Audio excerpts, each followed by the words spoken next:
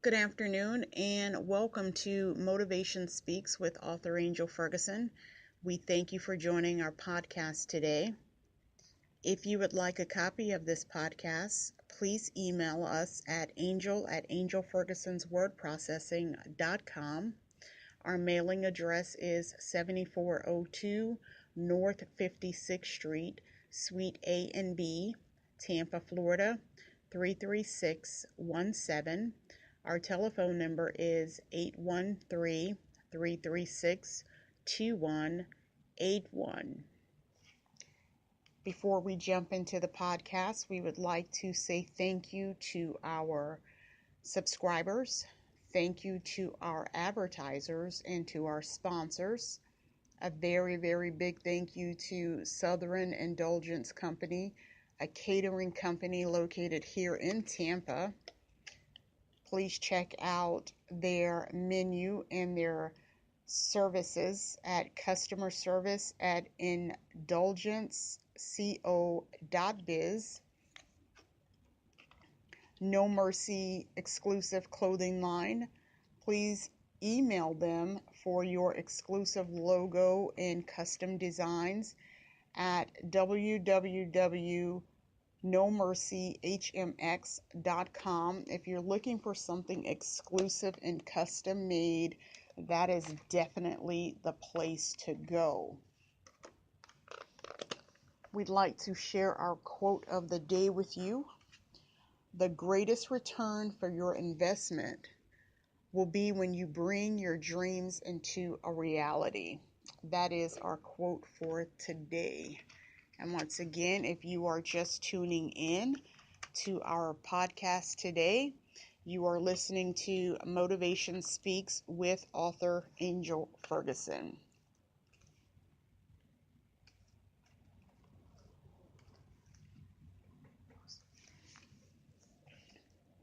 I wanted to share some words of inspiration with you today. The other day, as I was looking through my desk and found something I asked for, something I felt I needed, I felt that it was a real necessity. Well, I asked and received, but I did not use it. Today we're talking about things we ask for spiritually and naturally that we do not use. I know I can identify with this. I know you can definitely identify with this. We ask for things and then we do not use them. And it is a big waste. This is something that we do in our daily lives. We ask God for things, but then we do not put them into use. We will sit on the window sills of our lives, and we will not touch them, but will boast of the gifts we have received. Actually, to be honest, what is the purpose of having these things if we do not use them? It puts me in the mind of buying unnecessary things for around the house. For years, my closet was overflowing, and I got ready to move. And I remember my brother-in-law saying, "You cannot possibly wear all of these clothes within 1 year." He was right. I found that there were some things that I never touched, and I began to give them away. And if we look at that on the spiritual side, it happens. We pray and we ask God for things, and when He blesses us with those things, we don't even use them, or we misuse them, which is a bigger problem if we misuse them. Here's another way to see this. We have life, but we will not put it to any good use or positive use. So when we grow up, we've said, what have I done with my life?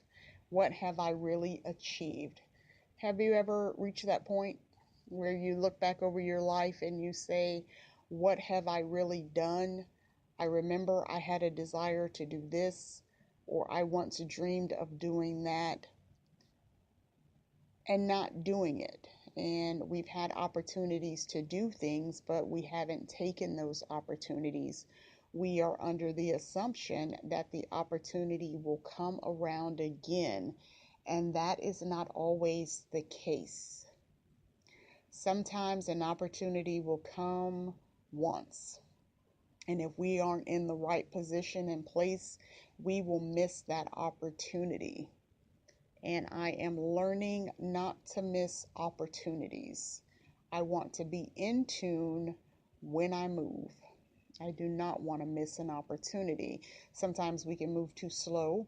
Sometimes we can move too fast. Sometimes we won't move at all. And I believe it all stems because we do not have an understanding of the opportunity. Something to think about.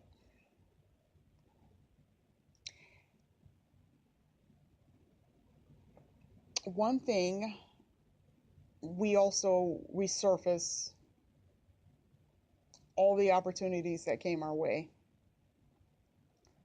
What is really discouraging is that we overlook or do not think about the things we ask for, but they will remain intact and impassive. But it does not stop there, at least not for me. I wanted to go deeper as to why. Why do we do this? And let me be perfectly honest. I'm currently in a discipline season. Yes, a season of discipline. And to be honest, it is very, very uncomfortable. I examine myself and say, while I'm going through this season of discipline, did I not use the things I asked God for? Being it years ago or even now, I asked God to guide me when it came to editing, but I found that I was doing it my way and not His way. Now the question, or shall I say, that self-examination part of me while I'm going through this is, am I using everything God has given me so that I can do a effective work? When it comes to being a motivational speaker, saying that I believe in the potential in you, do I really believe in you? Or am I saying this because it sounds good or because I have said it for so long that it has become repetitive? If I really believed in you, and this makes it universal because it is a part of my motto, why do I question or frown over those things or those who are closer to me, having high hopes for those whom I have never met face to face? Am I doing things your way instead of my way? Have I set aside certain things that go along with this trip?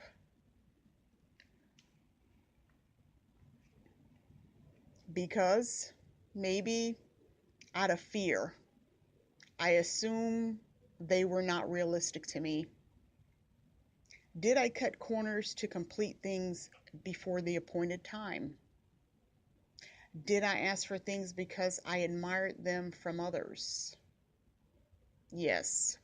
We ask for things we see in others because they make them look good without realizing the cost they had to pay for those things to look as they do. Something I've learned along the way, that before I could really, really reach and embrace anyone, whether it is through Hope and Truth magazine, the morning inspirational segments, is that I must embrace that those that are around me. Meaning that I cannot pour into someone else positivity and inspiration before I pour into my family or my children, my sisters, my brothers, if I can't pour into them, if I can't say a good word to them, how can I possibly be comfortable enough to write it for others to read? I believe when someone does that, they are not being truthful with their walk. I, for one, am very uncomfortable doing that. So from time to time, I will send the text message, pick up the phone. I believe in the potential in you. I know that there is potential in you. We just have to find the method of pulling it out.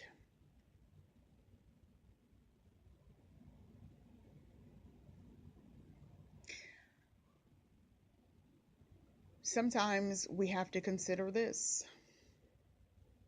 When we admire others and the way that they've done things, and we think that it looks easy, and we say, I want to do that. But we have no idea what it took for them to make it look the way that it does.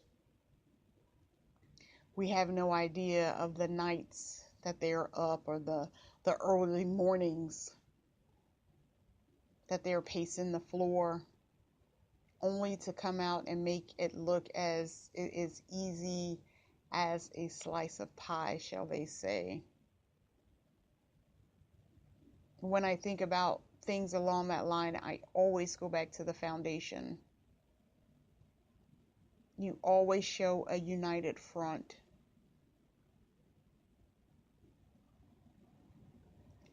You have no idea what holds things together until you get into that position.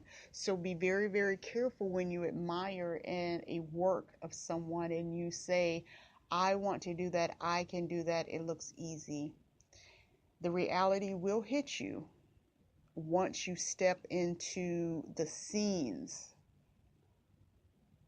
of what looks good.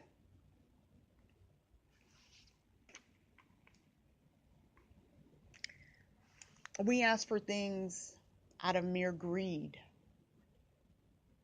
because we want to appear to have everything, but are unable to function within our own capacities. Therefore, we will find ourselves asking a very simple question: why am I here? Sometimes God will open a door, but before we are to get to walking through that door, we are to study, to show ourselves approved and do some homework. But I have found there are times that we push our way through doors. We push our way through doors that are meant to be closed. And sometimes God will allow you to go right ahead in, because I keep trying to close the door and you keep pushing it. There's a reason why a door doesn't open. There's a reason why there's a delay. But when we keep pushing and pushing and pushing, God will let us walk in, and we will find ourselves trying to walk out. Walk, run, crawl, we try to get out. But we ask for things and then we do not use them. We say, God, I want my own business, but then we don't put any effort into it. We think that because we open the business that it's supposed to run smoothly and flowing, and that we don't have to put any effort into it. I have a surprise for you. That's not the way it works. We say we want a home, or you want a car, but you don't want to do maintenance on the car. And then when something goes wrong, You're trying to figure out, well, what happened? Well, did you provide any maintenance? Did you take it in for a checkup? You just wanted it because it was new and you liked the color and you wanted people to look at you, but you did not consider the cost. Let us be mindful of asking for things and not using them. Another area that I wanted to look at when asking for things that we're not going to use, it took me a step further than the natural things. I asked God for more of His time, but did not spend time in the Word. I did not spend time in prayer. I did not spend time in fasting.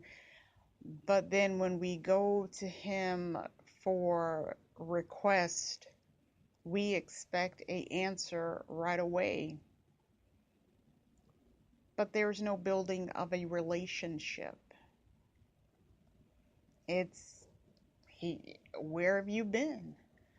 God has been sitting there. He's been waiting. He's been trying to get your attention. He gave you the desire to ask for more time, but you became too busy with excuses.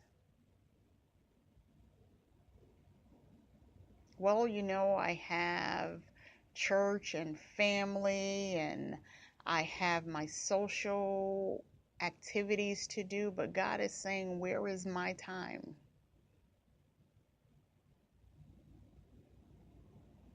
Throughout the day, we can spend time with God with praying within.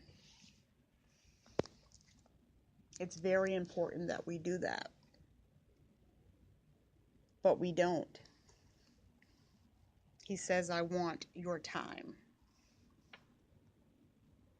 I asked Him to increase my knowledge and understanding of His Word so that I could share it with others, but I could not spend time reading. Then there was a time I asked for peace, but I did not leave the contention behind. I asked God for an increase in my finances so that I could bless others, but when it came, I failed in this also. We are people who ask for things that we do not use or use as intended. We want to look superior to others for things and possessions, but this is to be false to you and God, because these things were asked in vain.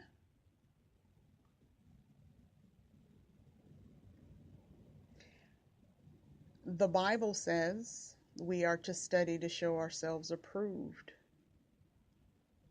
I believe that when that inward call comes, the questions, the inquiries of God, it is to draw us to the Word of God, to read, to spend time, to know about Him. For how can you learn about your mate and you know nothing about your mate? But you say you love him or her, but you know nothing about them. Or you do the things that displeases them. We ask for forgiveness, yet we continue to do the same things over and over again. Be mindful of what you ask for. You just might get it. But when you get it, what are you going to do with it? Are you going to use it for the glory of God or for your own selfish ways? I believe that when we ask for things and they're on the spiritual realm and we do not use them, or we ask for things and we do not use them for the glory of God, that is selfishness. He said, I have created all things. All things were created by him and for him. But yet we refuse to share with him.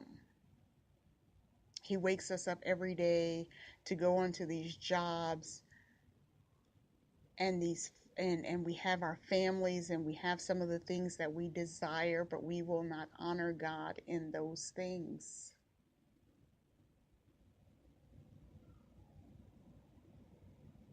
Why ask for favor, but yet misuse it?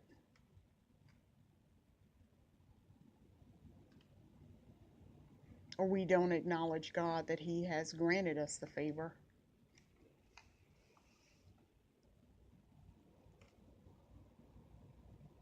I believe that when we ask for the desires of our hearts, he said he will give us the desires of our hearts. But what are we doing with those desires? Are we taking ownership as if we've done some great thing? That's another way of misusing what we have been granted. It's as if I did it when you had no power on your own. You had no know-how on your own. You can say, yes, I went to school, but without God giving you knowledge and understanding of what you were going to school for, you could not comprehend those things to get that degree. So are you honoring God in that way? Are you referencing him and what you were granted to do? Think about the next time you ask for something. As we chastise our children, you beg to play sports, but now you don't want to practice, or you begged for those new cereal, but they've been sitting there for 2 months. We do that as well. We ask for things. We go to God fervently in prayer. We ask for things. We'll fast and pray for it, but then we won't use it, or we will misuse it. So I ask you where you are today. Consider the things that you already have. I think sometimes we look for things and without considering what we already possess.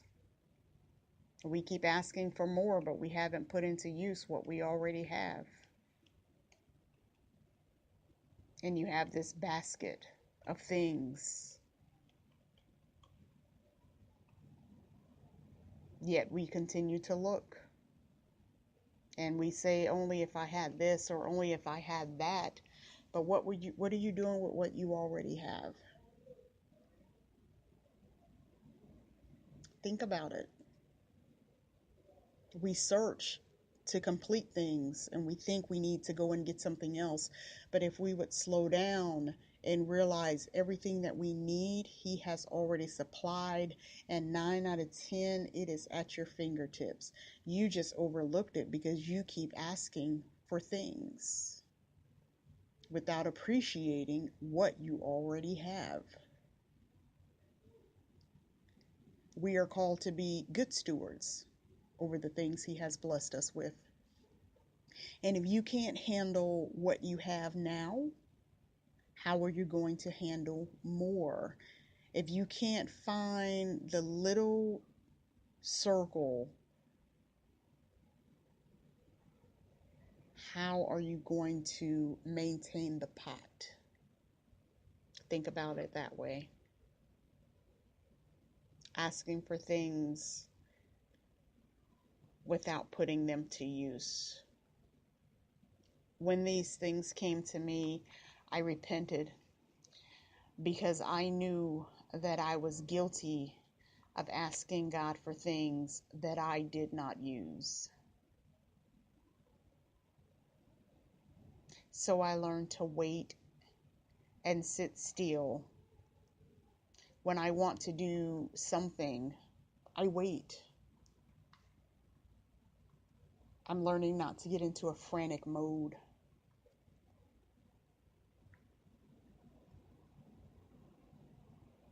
So much to learn. so much for us to understand.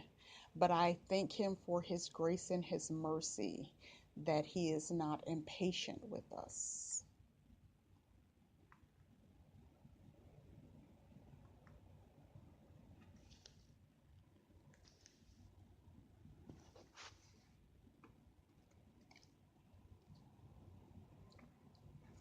If you have just tuned in, I'd like to thank you for joining Motivations Speaks with author Angel Ferguson. If you'd like a copy of this podcast, asking for things without putting them into use, please email us at angel@angelfergusonswordprocessing.com. Send your request via mail. Our address is 7402 North 56th Street, Suites A and B, Tampa, Florida, 33617. Our phone number is 813-336-2181. I'd like to say thank you to our sponsors, Simply J Pace, Mobile Spa, providing pedicures and manicures. Telephone number is 813-233-6429.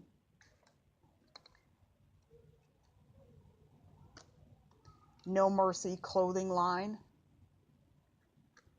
owner James, website www.nomercyhmx.com.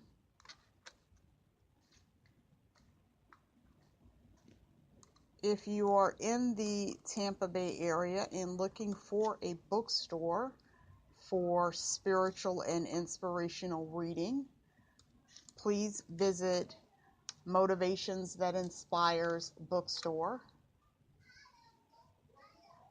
We have a publishing company here in Tampa with a bookstore with some novelties and gifts for you to purchase at your selection. Please visit us on the web, Motivation That Inspires Bookstore.weebly.com. Please give us a call for our store hours at 813-336-2181.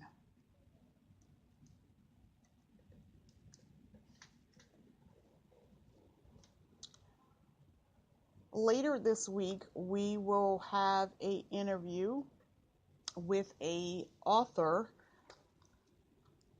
and we have scheduled author T.M. Brown. She is the author of Struggle of the Womenfolk. We will schedule her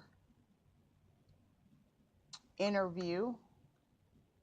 She also has A Life Not My Own and Tethered Angel. Her books can be found on Amazon.com or by visiting our web store or stopping by the bookstore for a copy of her book. We have a very nice selection of in-house reading. You can enjoy a cup of coffee, read a book, and just relax.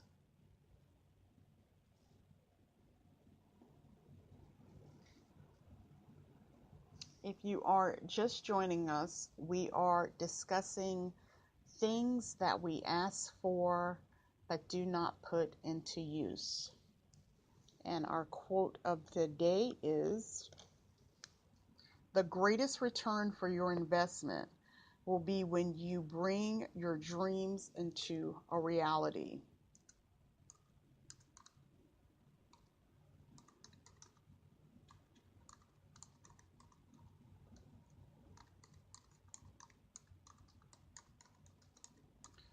So we wish that you have a very, very good day. If you would like to subscribe to our magazine, Hope and Truth, please send your request to angel at angelfergusonswordprocessing.com.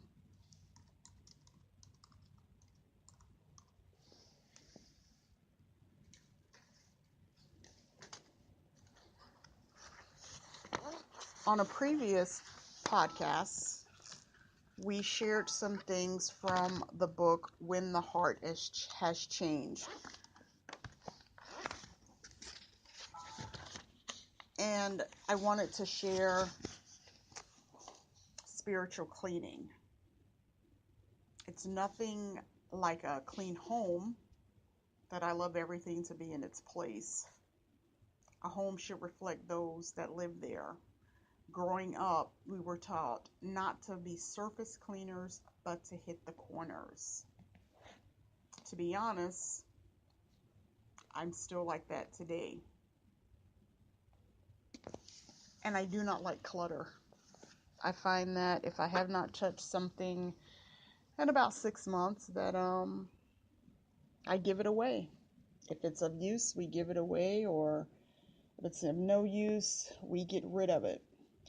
I found that I like my atmosphere clean. I'm learning not to store up unnecessary things, asking for things that I have no use for, holding on to things that I have no use for. This is an awesome journey, and I implore you to start your journey today. Look around. The next time you ask God for something, consider what you already have. Consider if you have put the things that you have to use. Are you holding on to some unused talent? He gave you these awesome, wonderful spiritual gifts. What are you doing with them? What are you storing them up for? You're looking for a way out and a better life, and God has equipped you on how to get that done, but you are sitting on those things. He gave you the talents. He gave you the gifts. He gave you the know-how. He has equipped you, but you're not looking at that. You're looking at some big thing, and I'm telling you, it's not in the big thing. It's in that little thing that you feel has no significance. But I'm telling you, it has great significance. Tap into it today. Don't let it go to waste, because God is not going to add unto you until you use what He has already given you. That brings our podcast to a close today. We thank you for sitting in and listening with us. We look forward to talking with you again and having some feedback.